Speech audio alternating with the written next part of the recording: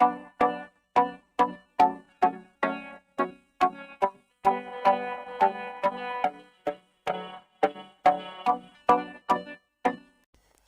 everyone, I welcome you all to my channel.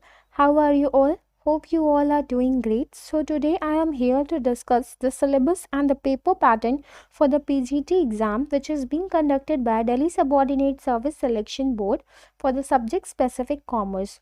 Recently the board has issued the calendar in which we can see that there are several posts for different subjects for the PGT lecturer. And before starting our today's discussion, I would like to request that please do subscribe my channel and press the bell icon for getting more updates related to these exams and commerce subject. Let us take a look over the notification. यहाँ जो date दी गई है वो है 1 Feb 2022 से 5 ये मार्च होगा। वैसे तो यहाँ पे इन्होंने 2 लिख दिया है। तो इस समय जो है आप एडवर्टीज़मेंट एप्लीकेशन अपना एग्ज़ाम के लिए कर पाएंगे। और यहाँ डिफरेंट सब्जेक्ट्स हैं, हिंदी से history, political science and there are many more subjects. तो जो भी आपका सब्जेक्ट है आप लोग उसके लिए अप्लाई कर सकते हैं। और जो Tier 1 एग्ज़ाम होगा वो आपका होगा 1 अप्रैल से 30 अप्रैल के बीच। तो ये नोटिफिकेशन, ये जो कैलेंडर है बोर्ड की तरफ से वेबसाइट पे इशू कर दिया गया है। I will provide the link in the description below so that you can visit and find out the more details related to this vacancy. Next समझते हैं पेपर पैटर्न को। पेपर पैटर्न जो है यहाँ पे 2 सेक्शन में डिवाइडेड है। Questions जो होंगे वो आपके 2 सेक्शन में डिवाइडेड होंगे। पहला सेक्शन जो आपका है वो जनरल एबिलिटी का है, यानी कि उसमें भी 5 सब्जेक्ट्स हैं, 5 भाग में वो डिवाइडेड है। पहला आपका हो जाता है यहाँ पे mental ability and reasoning ability, दूसरा है जनरल अवेयरनेस और तीसरा है English language and comprehension, Hindi language and comprehension और लास्ट है numerical aptitude and data interpretation. तो इन 5 टॉपिक से आपको 20 क्वेश्चंस देखने को मिल जाएंगे और इनके मार्क्स भी 1 क्वेश्चन ईच यानी कि 20 मार्क्स के ही होंगे। Means 1 question stands for 1 marks each. Okay. और जो सेक्शन सेकंड है तो वो भी आपका सब्जेक्ट बेस्ड होगा, यानी कि सब्जेक्ट से आपको 200 क्वेश्चंस देखने को मिलेंगे और जो इसके टोटल मार्क्स असाइंड होंगे वो भी 200 होंगे, यानी कि 1 क्वेश्चन स्टैंड्स फॉर 1 मार्क्स। और साथ ही साथ जो टोटल ड्यूरेशन होगा पेपर का वो होगा 3 आवर्स का। और एक चीज़ और एक मेंशन यहाँ पे नहीं की है कि जो नेगेटिव मार्किंग होगी वो 1/4 of the marks will be deducted for the wrong answers, यानी कि 2.25 मार्क्स आपके डिडक्ट हो जाएंगे as a penalty for the wrong answers. तो ये हो गया हमारा पेपर पैटर्न। आगे चलते हैं, देखते हैं सिलेबस। तो अगर हम सेक्शन 1 का सिलेबस देखें तो यहाँ पे पहला है इंग्लिश लैंग्वेज एंड कॉम्प्रिहेंशन और साथ में हिंदी लैंग्वेज। तो जो चीज़ें लैंग्वेज में आपको इंग्लिश में पढ़नी है वही सेम चीज़ें हिंदी में भी कवर करनी है। जैसे हो गया reading comprehension, idiom and phrases, synonyms and antonyms, error spotting, one word substitution, fill in the blanks, spellings, sentence correction and improvement. तो यही सारी चीज़ें जब आप व्याकरण, हिंदी व्याकरण में पढ़ोगे तो सब सेम ही चीज़ें हो जाएंगी। नेक्स्ट देखते हैं जनरल अवेयरनेस। जनरल अवेयरनेस में आपका हिस्ट्री है, इकोनॉमिक्स है, करंट अफेयर्स बहुत ही इंपॉर्टेंट है, जो कि करंट अफेयर्स तो आपके हर ही एग्ज़ाम में पूछा जाता है। तो बिल्कुल आप करंट अफेयर्स से अपडेटेड रहिए। और स्टैटिक जीके भी आ जाएगा, केमिस्ट्री, फिजिक्स, जो भी 10th लेवल की, क्लास 10 तक की जो बेसिक साइंस और मैथ्स होती है उसके क्वेश्चन जो है मिल जाते हैं देखने को। और हो गया Indian polity and biology. Next is arithmetical and numerical ability. इसमें भी सारे ही टॉपिक्स कवर हैं, जैसे कि सिंप्लीफिकेशन हो गया, average, problems on edges, percentage, time in work, algebra, number series, number system, mensuration, ratio and proportion, speed, time and distance, profit and loss and data interpretation. तो ये हो गए आपके न्यूमेरिकल यानी कि क्वांटिटेटिव एप्टीट्यूड के। ओके। नेक्स्ट है आपका रीजनिंग। रीजनिंग में क्या आ गया, क्लासिफिकेशन आ गया, arranging words, dictionary, order, analogy, word information, puzzles, series, missing number, Venn diagram, direction and distances, blood relations and non verbal logical reasoning. तो ये आपका पोर्शन कवर करेगा रीजनिंग के लिए। नेक्स्ट आते हैं सेक्शन 2, जो कि है हमारा सब्जेक्ट कॉमर्स।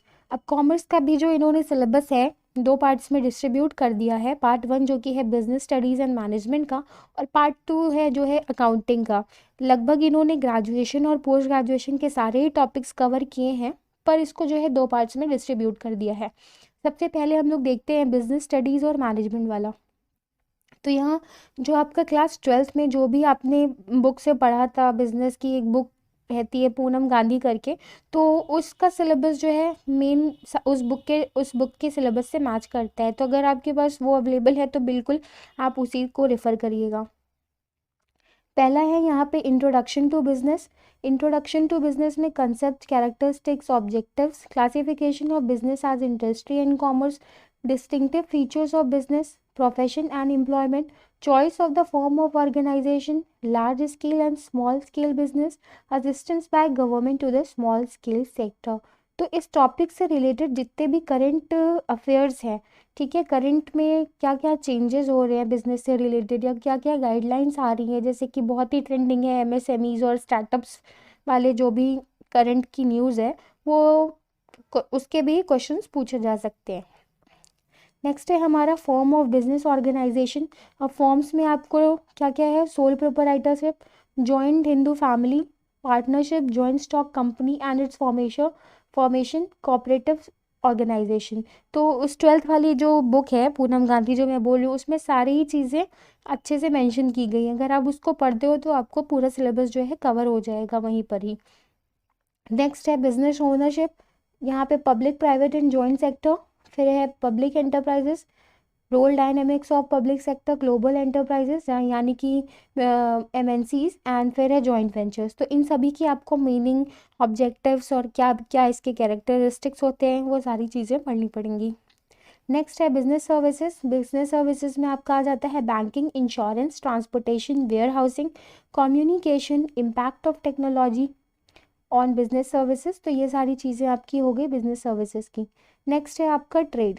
ट्रेड में क्या क्या है, इंटरनल ट्रेड पढ़ना है, रिटेल एंड होलसेल ट्रेड, इससे रिलेटेड जो भी गाइडलाइंस है वो। और फिर है emerging modes of business, franchisee, e business and outsourcing. मैंने बोला ना, कोई भी टॉपिक अगर आप पढ़ रहे हो तो उससे रिलेटेड जो भी कोई टर्म अगर करंट अफेयर्स में आपको देखने को मिल रहा है तो उसको पढ़ना उतना ही इंपॉर्टेंट है, ताकि उसका स्टैटिक पोर्शन भी कवर हो जाए और जो भी आपका करंट अफेयर्स वाला पार्ट है वो भी कवर हो जाए। देन है इंटरनेशनल बिजनेस। इंटरनेशनल बिजनेस में export, import, procedure and documentation, EPZ and SEZ, economic processing zones and special economic zones, international trade organisations and agreements. ये इंटरनेशनल ऑर्गेनाइजेशंस और इनके जो भी इंपॉर्टेंट अग्रीमेंट्स होते हैं, जैसे कि वर्ल्ड ट्रेड ऑर्गेनाइजेशंस हो गया, यूनेक्टेड हो गया, वर्ल्ड बैंक हो गया और इंटरनेशनल मॉनेटरी फंड। तो इन सारे के रिलेटेड जो भी इनकी रिपोर्ट्स होती हैं, जो भी रिपोर्ट्स नई नई पब्लिश होती हैं, उसमें जो भी डेटा है, ओके, इंडिया की पोजीशन उसमें क्या है, इंडिया का परफॉर्मेंस कैसा है, तो ये सारी चीज़ें बातें जो है ध्यान रखने के योग्य है।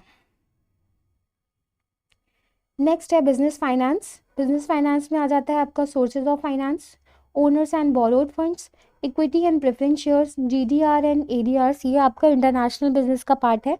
Gross domestic receipts and American, sorry it was global depository receipts and American depository receipts.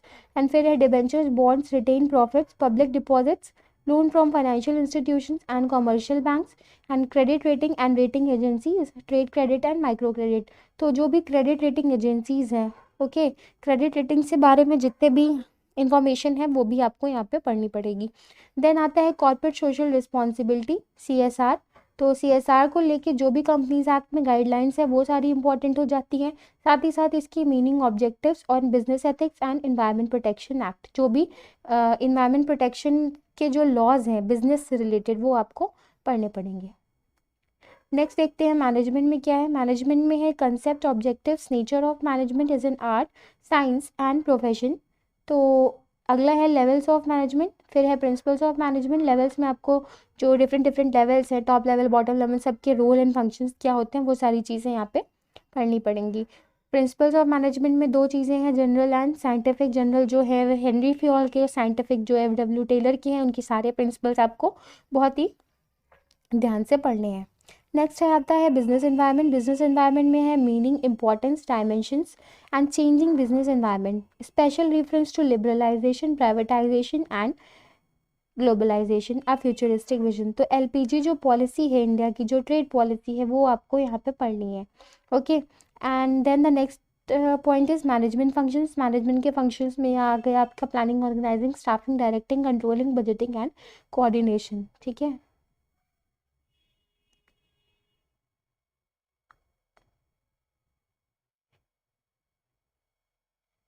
Next topic है हमारा बिजनेस फाइनेंस का। बिजनेस फाइनेंस में जो है आ जाता है financial management, meaning, scope, role and objectives of financial planning. Okay, then है capital structure. Capital structure theories जो है, एनआई अप्रोच, एनओआई अप्रोच, जो जितनी सारी भी थ्योरीज हैं कैपिटल स्ट्रक्चर की, वो सारी आपको पढ़नी है। फिर आता है leverage analysis, operating leverage, financial leverage, mix leverage, combined leverage. तो ये सारी चीज़ें आपको फाइनेंस के जो भी इंपॉर्टेंट चैप्टर्स है वो आपको पढ़ने हैं। Fixed and working capital management, meaning and factors affecting it's requirement. तो ये भी फाइनेंस का ही पार्ट है, तो ये भी आपको पढ़ना पड़ेगा।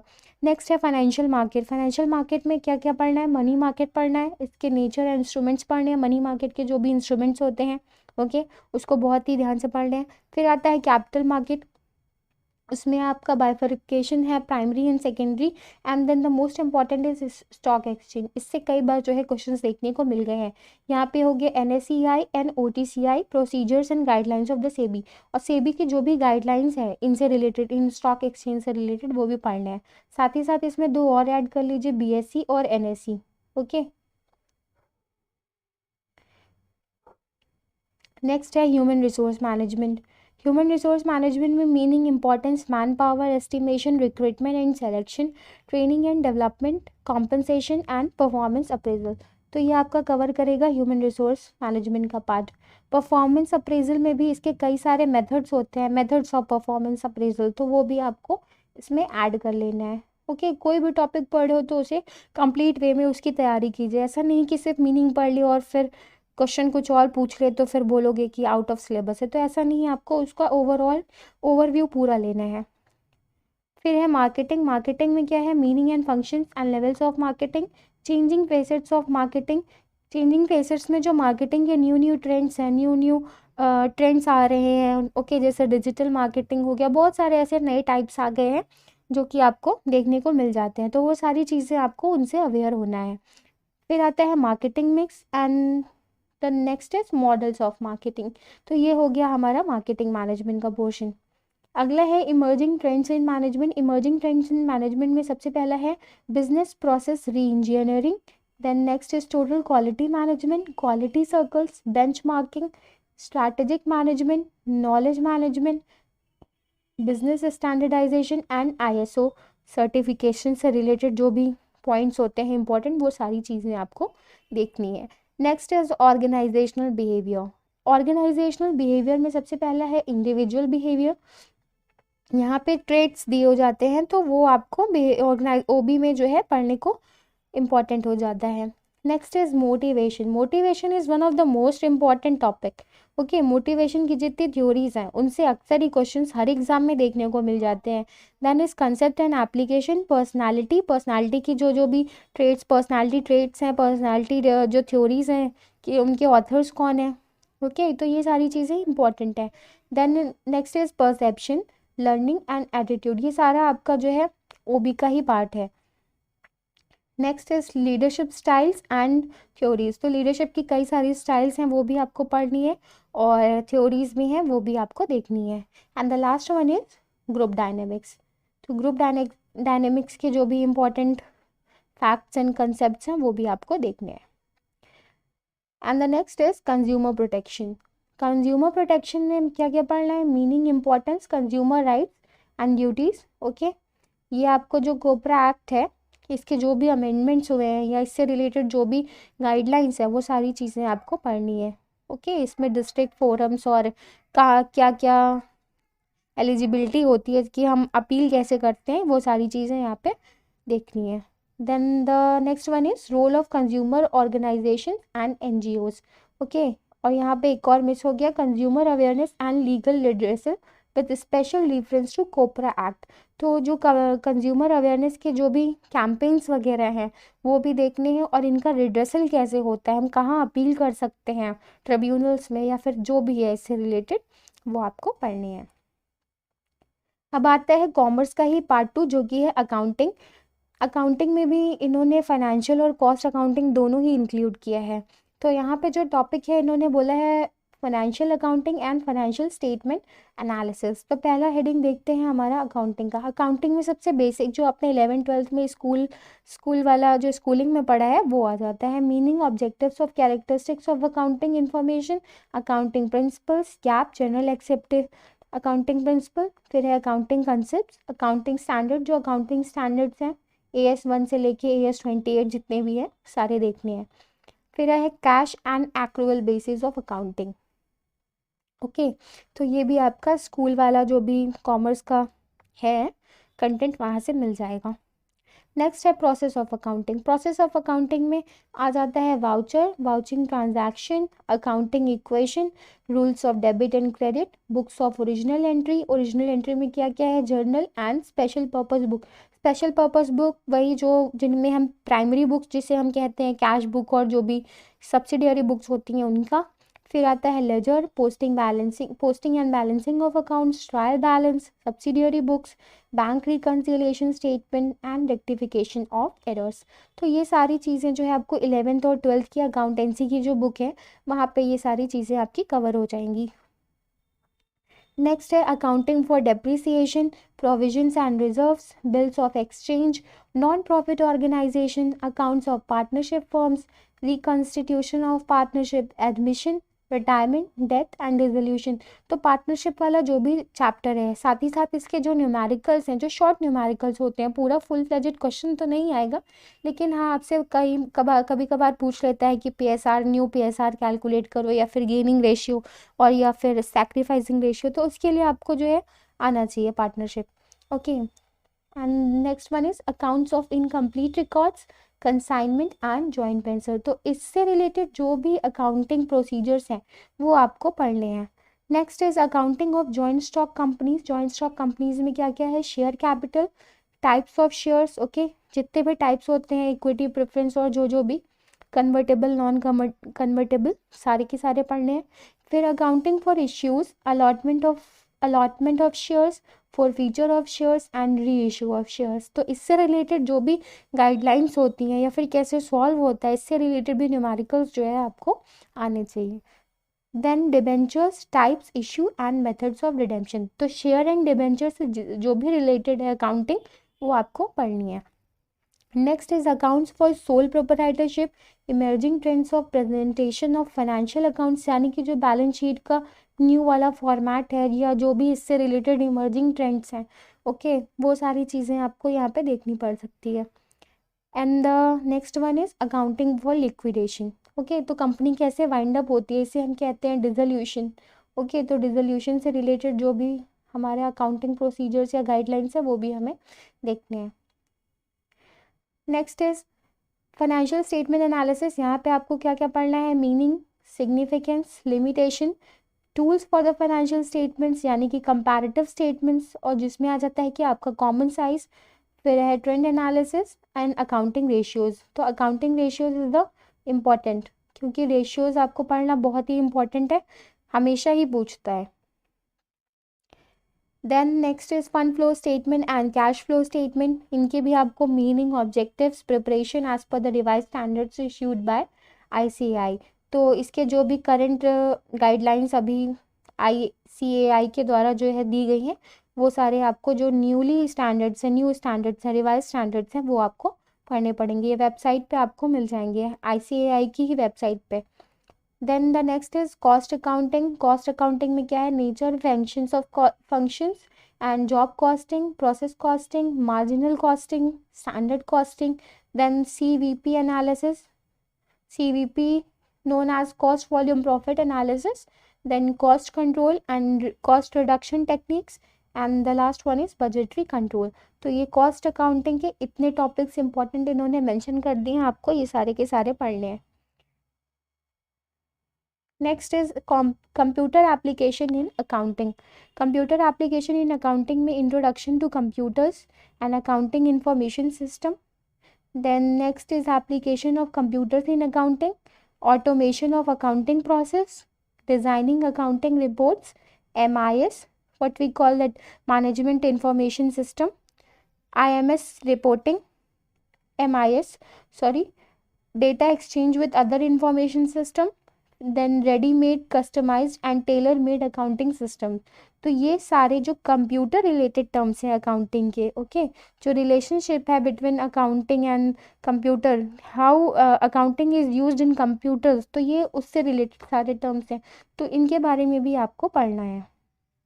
Next is accounting and database management, okay, यहाँ पे भी आपको क्या क्या पढ़ना है, मीनिंग हो गया, concept of entity and relationship in accounting system, then database management system, DBMS in accounting, okay, and the last one is inflation accounting, human resource accounting and accounting for the social responsibility। ये other types हैं accounting की, तो other fields हैं, तो इनके बारे में भी आपको देखना है, इनके क्या मेरिट्स होते हैं, क्या डीमेरिट्स होते हैं, ओवरऑल इस टॉपिक को आपको पढ़ना पड़ेगा।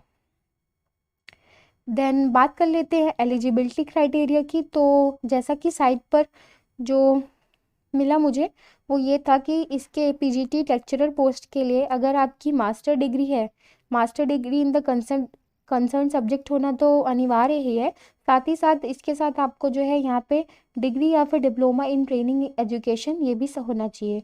और अगर लिखा है कि qualification mention in the serial number 2, यानी कि अगर बीएड या फिर कोई भी डिप्लोमा नहीं है तो वहाँ पे आपको रिलैक्सेशन मिल सकता है। और वो रिलैक्सेशन क्या है, अगर आपके पास पीएचडी है तो, और अगर पीएचडी भी नहीं है तो फिर आपका हायर सेकेंडरी और ग्रेजुएशन और पोस्ट ग्रेजुएशन तीनों में ही फर्स्ट डिवीज़न होना चाहिए, ओके।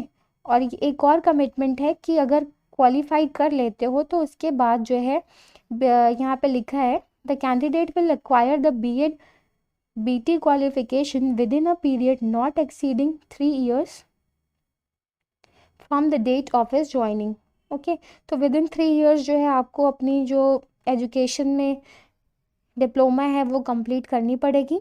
अगर इन केस अगर आपके पास अभी नहीं है तो भी आप अप्लाई कर सकते हो, ओके। ये सारी और भी डिटेल्स हैं, और अगर और भी डिटेल्स और ज़्यादा चाहिए तो आप वेबसाइट पे जो है देख सकते हो, okay. Best of luck for the preparation. And video पसंद आई हो तो प्लीज़ वीडियो को लाइक करिएगा, चैनल को सब्सक्राइब करिएगा और फ्रेंड्स के साथ शेयर करना मत भूलिएगा। Thank you, good luck to all.